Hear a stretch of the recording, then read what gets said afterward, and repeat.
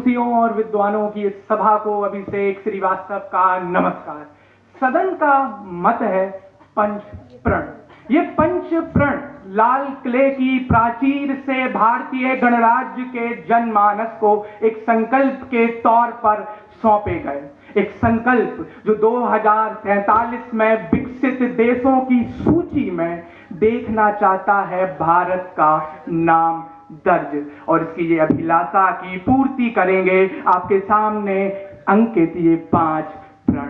ये 5 प्रण की अगर हम सोचें, समझें और इनकी सूक्ष्म रूप से देखें तो पाएंगे ये एक दूसरे के पूरक हैं। ये एक श्रृंखला है। अगर इनमें से किसी भी प्रण को हटाया जाए तो हम पाएंगे कि हम एक उद्देश्यहीन विकास की ओर अग्रसर हो जाएंगे। तो आइए देखते हैं। पहला प्रण है विकसित भारत 2047।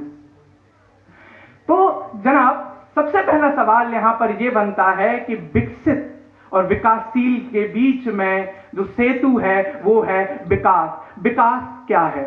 यूं ढूंढने जाएं तो परिभाषाओं का अंबार लग जाए, पर अमर्त्य सेन हमारा काम आसान कर देते हैं। अपनी किताब में वो लिखते हैं कि आपकी स्वाधीनताओं का विस्तार ही आपका विकास है, और इस विस्तार के आधारशिला है राजनैतिक, आर्थिक और सामाजिक। इस बिंदु हेतु हम आर्थिक पहलू को ही उठाएंगे, राजनैतिक और सामाजिक को हम शेष 4 बिंदुओं के लिए छोड़ देते हैं।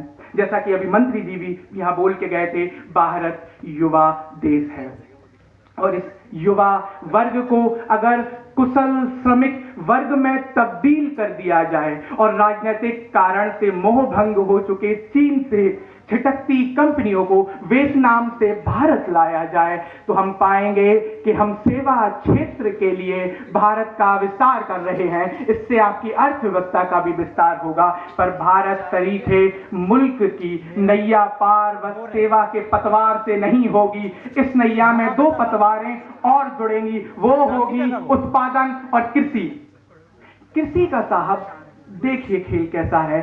60% आबादी एक ऐसे साधन पर निर्भर है जिसका अर्थव्यवस्था पे 20% हिस्सेदारी भी नहीं। हर घंटे एक किसान आत्महत्या कर रहा है, यानी कृषि अब मुनाफे का सौदा नहीं। और ये भी तय है कि इस पर बोझ ज्यादा है। इस बोझ को हल्का करना होगा, किसी को मुनाफा